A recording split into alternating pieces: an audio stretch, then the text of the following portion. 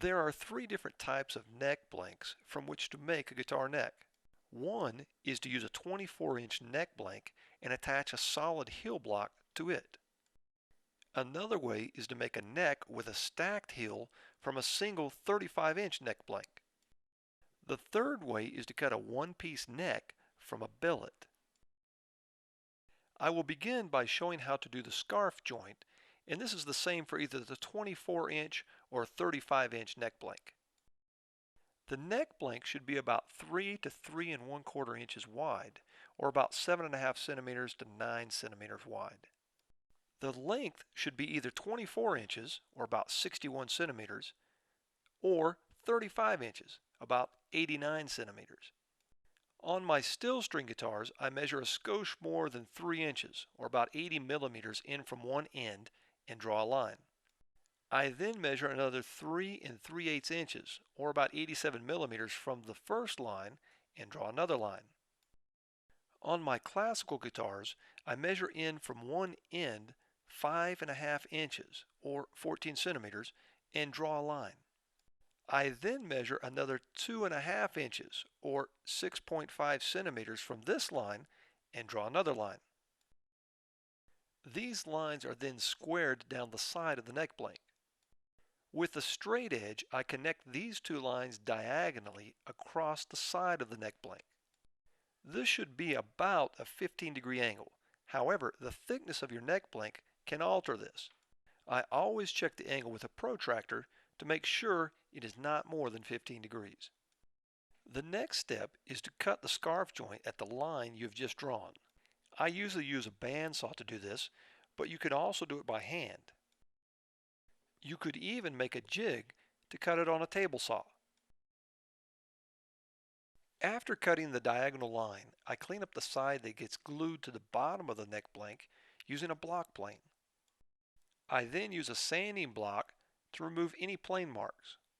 Check for fit to make sure it is a good fit before gluing it up. There are several ways to glue the scarf joint. You can clamp the neck blank to a bench and then use clamping cauls and C-clamps like I'm doing here. You can also clamp the neck in a vise and then use clamps to apply pressure to the joint while it glues. This method keeps the neck straight as you apply the pressure. Whichever method you use, remember that you only need a little bit of glue. Now I can thin the peg head to the correct thickness. Don't forget to subtract the thickness of the veneers that would be placed on the peg head from your final measurement. For my guitars, I thin the classical peg head to 18 millimeters, or 71/100 of an inch, and my steel string peg heads get thinned to 11 millimeters, or 43/100 of an inch. My final thickness for the peg head after the veneers are applied is 22 millimeters, or 87/100 for the classical peg head, and 15 millimeters, or 59/100 for the steel string peg head. As you work, make sure the scarf joint stays square. Now we can lay out the scale.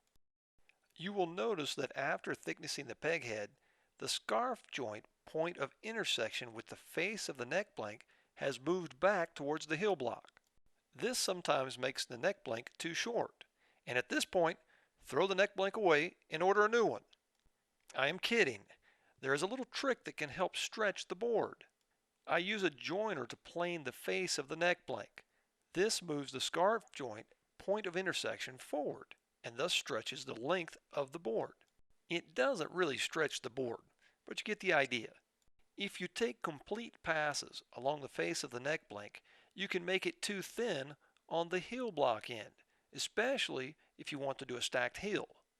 I therefore make 3 passes on the peg head end to 1 pass on the heel block end, just like I'm showing here. When using this board stretching trick, I never plane thinner than about 17 millimeters, or 67/100 of an inch, on the nut end of the neck.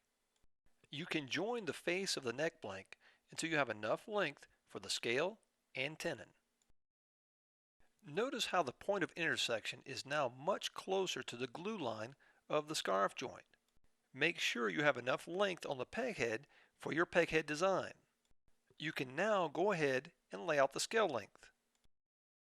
If you're using the one-piece heel block on a 24-inch neck blank, then just glue the heel on at this time.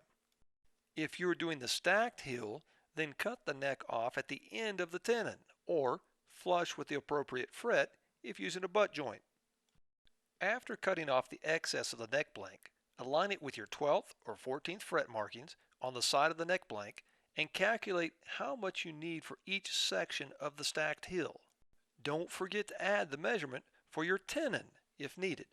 Mark the pieces and after cutting into sections, align them in the same order on the bottom of the neck blank.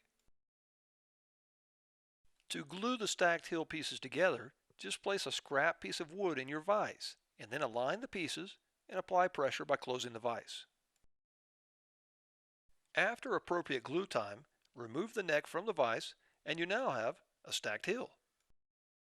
To cut a one-piece neck from a billet, I start by marking the shape of the neck onto the billet. You can use an existing neck or your plans to do this. Once the shape is on the billet, then use a bandsaw to remove everything that doesn't look like a neck. You can cut two neck blanks from one piece of wood. You need to have a sharp blade to execute this smoothly and may need to make relief cuts during the process. Once the neck is cut out, or you have made the neck with a one-piece heel block or a stacked heel, go ahead and continue building your guitar.